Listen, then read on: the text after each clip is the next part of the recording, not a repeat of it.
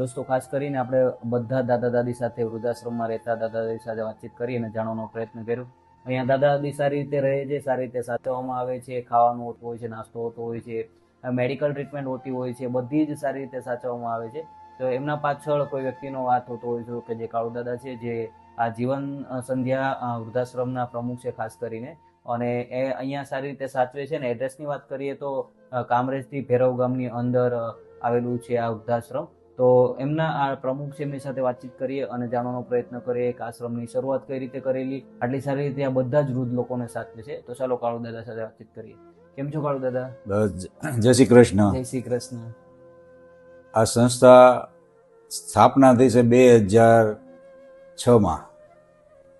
જીવન સંધ્યા વૃદ્ધાશ્રમ સદગુરુ પ્રેરણા જીવદિયા ચેરિટેબલ ટ્રસ્ટ અને જીવન સંધ્યા વૃદ્ધાશ્રમ ગરડાગર માનવ મંદિર નંબર 5મું વર્ષ ચાલે છે. અહીંયા અમે વડીલો જે કોઈ પણ આવે છે એમની પાસેથી એક પણ પૈસાનું ચાર્જ લેવામાં આવતો નથી. અમારા મા બાપ છે એથી વિશેષ અમે એમની કાળજી રાખીએ છીએ. અને આ સંસ્થા જે છે એ દાતાઓ ઉપર ચાલે છે. જે કોઈ યથાશક્તિ કાંઈ આપણને દઈ જાય, અનાજ છે, રોકડ છે, એની ઉપરથી જ આપણે આ અત્યારે ચલાવીએ છીએ. અહીંયા જે વૃદ્ધો આવે છે એને બધી રીતની અમે કાળજી રાખીએ, આખી અમારી ટીમ કાળજી રાખે છે.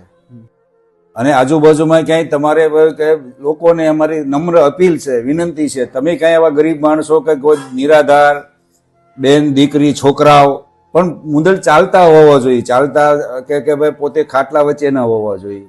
કારણ કે એવી અમે અત્યારે ભાડાના મકાનની અંદર અમે સંસ્થા ચલાવીએ છીએ જેથી કરીને મુશ્કેલી ન પડે એવા માટે અમે. અને લોકોને સમાજને અમારી નમ્ર અપીલ છે, બે હાથ જોડીને દરેક હિન્દુ ભાઈઓને, કે તમે યથાશક્તિ નાનામાં નાનો માણસ એમને મદદ કરી શકે એવી અમારી એક નમ્ર અપીલ છે.